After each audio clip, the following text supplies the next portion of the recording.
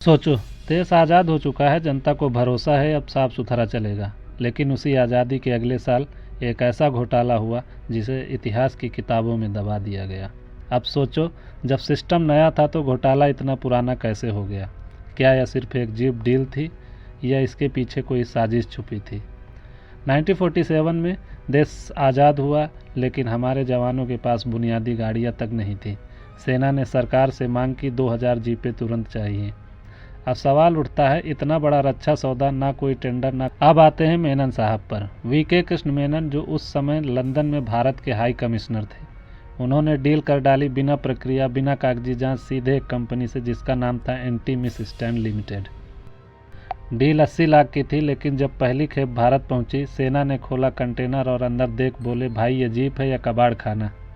कुछ जीपें स्टार्ट ही नहीं होती थी, कुछ में इंजन ही नहीं था और एक जीप में तो ब्रेक दबाने पर हार्न बजता था। कुल मिली 155 जीप, और वो भी इतनी खटारा हालत में। अब जरा खुद सोचो भाई, यह सौदा देश की रक्षा के लिए था या देश की बर्बादी के लिए? 1955 में मामला संसद में पहुंचता है। विपक्ष ने बवाल किया, इंक्वायरी की मांग उठाई, लेकिन पंडित नेहरू बोले, मेनन ईमानदार है, उन पर मुझे पूरा भरोसा है। अब सवाल ये है कि भरोसा व्यक्ति पर या व्यवस्था पर होना चाहिए? क्या दोस्ती न्याय से ज़्यादा बड़ी है? जस्टिस छागला की इंक्वायरी कमेटी बैठी, उन्होंने कहा मामला गड़बड़ है, प्रक्रिया गलत थी, पर हुआ क्या? कुछ नहीं। बल्कि ट्विस्ट तो देखो, वीके कृष्ण मेनन को रक्षा मंत्री बना दिया गया। अब सवाल ये नहीं कि इंक्वायरी का क्या हुआ, सवाल ये है कि इंक्वायरी का कोई मतलब था भी या नहीं।